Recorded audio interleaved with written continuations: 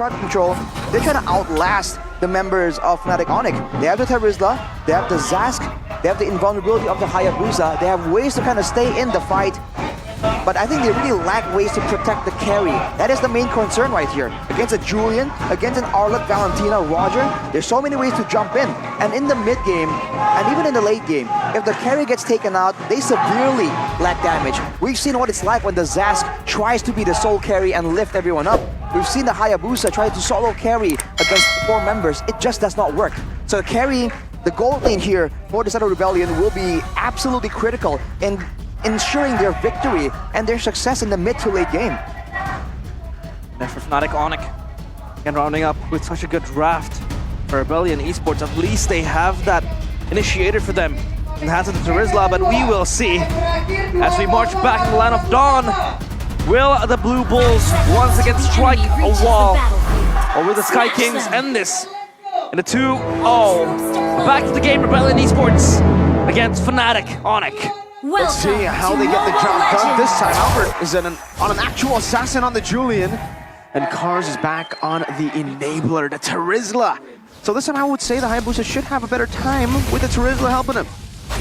So to be honest, while Mirko mentioned that Julian is kind of like an assassin, I actually speak to KB, and KB kind of agrees that Julian is much more of a fighter compared to an assassin. Yes, he does have the burst, but in smaller details, Julian can be so tanky in the sense that he has more health, so and a constant source of damage as well. So yeah, again, this Julian will be very much of a menace for Rebellion Esports. I mean, that's the versatility that we're saying could be a problem if Sans gets jumped on. Whoa, Ryota! Great read with the quad shadow there, waiting for the flicker. Sans gonna be taken very low. Audi CS bouncing ball onto Sans' corpse. Albert will be able to find a trade here with the enhanced sight, and in the end, that actually does favor FANATIC ONIC. Albert was able to take the kill, and it was Kufra. Mats gotta run away. Albert, oh, that damage is ridiculous. Shadow kill though on the CW. Albert left him, and the shadow kill was transferred over to the Roger. They really could have maybe brought it back to that 1 minion, but this wasn't allowed. Now we're seeing a bit more of a competitive match. Let's look at the emblems by GamesMax here. Audi with the full firmness tenacity combo. Kiwo getting jumped on though. The shadow kill. Oh, it's gonna be okay. He went with vitality and tenacity here, so more HP, but less resistances. But he does not go for the greedy build with the Inspire that we've seen some people go for. That makes you way too squishy. And considering that Lutpi over here might be the secondary engage tool, it's on the shoulders of Keyboy to be the main front line to walk around. But against the Zask, having that the roar, the healing from the Minotaur is going to be such a valuable tool. Look at Cars though. On the Terizla, he has more chances to make plays happen in game 2 right here. And with the level 4, I think it might really favor Rebellion right here, depending on how this plays out. FANATIC ONIC will have to try and go for some kind of pickoff before the fight even begins. Let's see already Cars there, Lutpi. Able to jump in now, gets stunned up by the dominance to set. Ryota with a shadow kill into the back. Lutpi able to flicker out to safety. A penalty zone stolen away by Sans. Another penalty zone. Cars. Whoa, whoa, whoa. Did he get stunned mid-air before he used it? Because the penalty zone was cancelled somehow. The Cars thought it went through. So he did just flicker. That means he still has a penalty zone. We'll use it onto Sans. It works out in the end. Great revenge, a clap down. And now the Luminous Fury will give Audi a good ride there, like a carnival ride. Sans able to dish out damage to pick off Cars in the bottom side of the map, but RBL, I think they come out on top. Albert, with the lead though. Oh! Hate to see it. Audi is flying by. Wow. Happy feet from Albert right there. Cha-cha shoes, left and right. As Albert goes for the purple, though Ryota makes a play. Again onto Albert this time. That's a shadow kill onto the purple buff to steal it away. Albert Robob not getting his purple. That's Grand Theft Purple, as Leo would say. He didn't go for the retribution though, so Albert just missed it, I guess. And that's a great move from Ryota there to get an advantage. So far, you're seeing Audi being a lot more aggressive here with this Kufra, despite the fact that in theory, like you guys were talking about, realizing Mirko, there's just not a lot more other ways to kind of threaten the members of FANATIC ONIC. It really is just this Kufra from the bushes. Yeah, indeed. And this time around, I feel like Ryota does have that kill potential so much so that he's so free to roam around and just snipe on the players of FANATIC ONIC. The Blue Bulls win. Campina. Uh-oh. Daenang! Are we getting Daenang! Yes! And we go back to the Land of Dawn. Thank you for the wait and the pause, but we have a fight going. Don't think it's gonna be any much of a harmful descent towards CW is gonna be fine and dandy, especially when a Roger is in the lane. You're gonna play safely. Sans under the kill threat of Ryota, but Ryota has been so proactive, bro. Absolutely. And usually if you're an assassin against a Valentina, it gets a bit difficult because you have 2 dashes, it's hard to get close. But with the shadow kill, it's a whole different story as Lutpi walked in, spots him. Oh, nice try to steal. Audi, starting revenge in the rage now, coming down with penalties. Oh, Audi will be locked down into the stun as well. Shadow kill all on top of them. Carson swinging the hammer. Lutpi, final slash, finding Ryota in the back. No brawl up right now, but Sans comes in. Dominator's the set though. Stuns him up. Moving forward, that is a 2 for 2. But Fnatic ONIC walk away with a neutral objective. And they're able to actually get a kill onto the jungler, which for an assassin, it's always a tough situation to be in. They were sacrificing their roamer and EXP for the jungle and EXP. So Audi made it out of there alive, so he is able to try once more, setting up for a play in the mid lane right here. But with Keyboy walking in, it's gonna be a bit too difficult. But look at the damage, man. The Nightmare spawn is just zapping with a glowing one already in the inventory for Suelo. Yeah. You see that Matt is actually still just oppressing that lane though.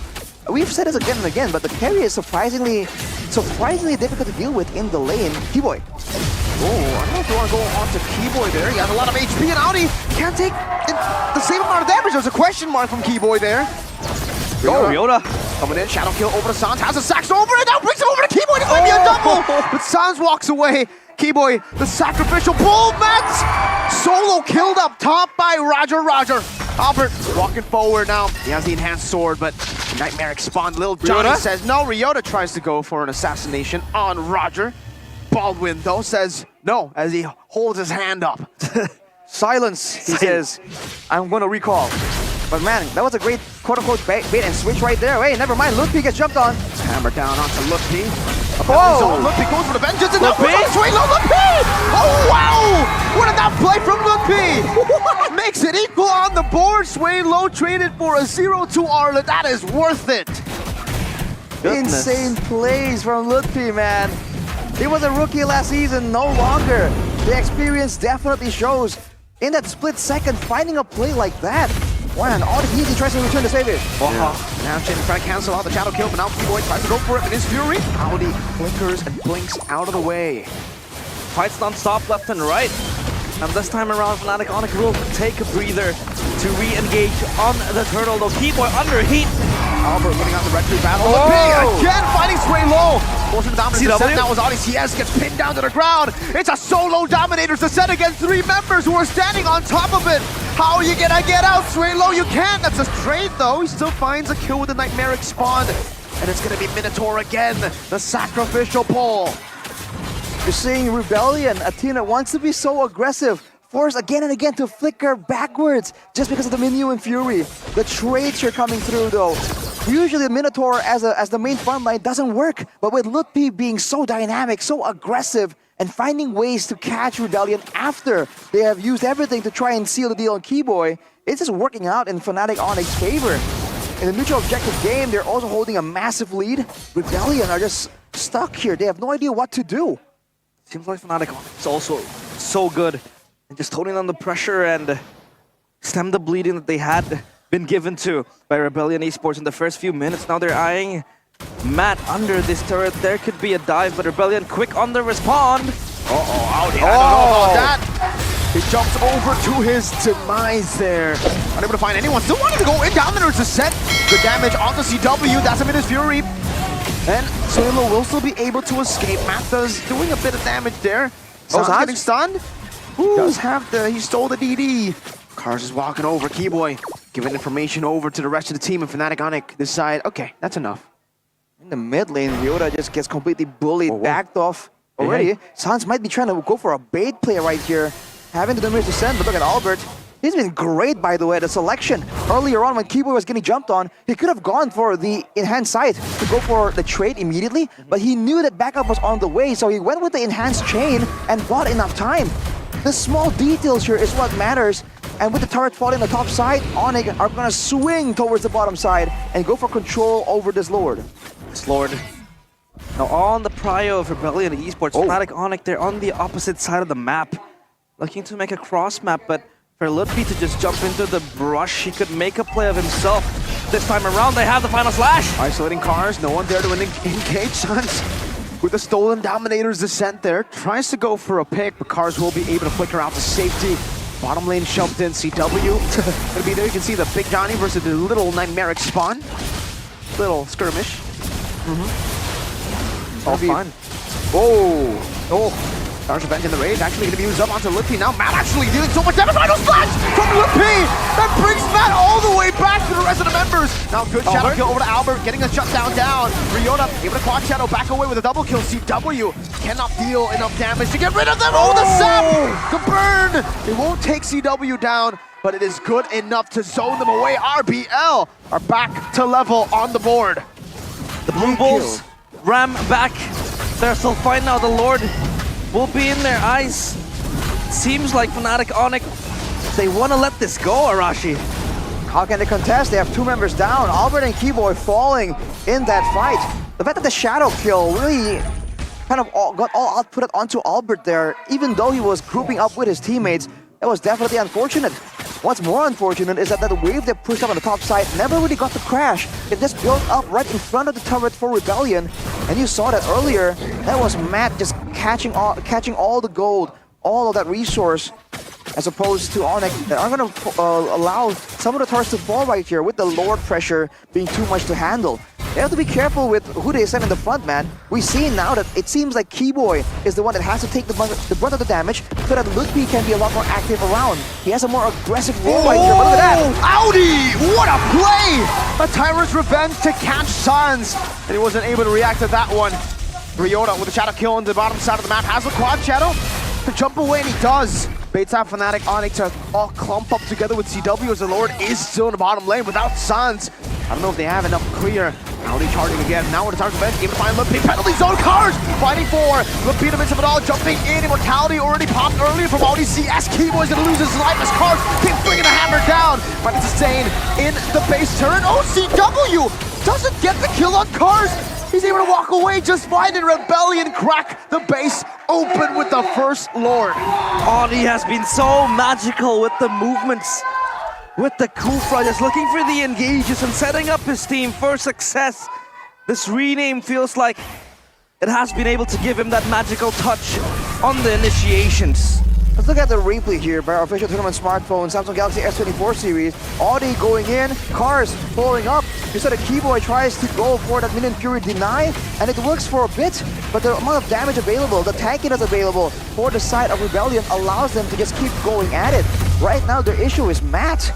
The fact that this carry is just free hitting every single time, they can't really match the damage output. They can maybe deal with Suelos, they can deal with Ryotas as well to a degree, but if they allow the Matt to free hit, it's just too difficult. And they don't have an ultra tanky tank to be the front line. It's either a Minotaur or the Arlet, and both can melt significantly faster to the carry.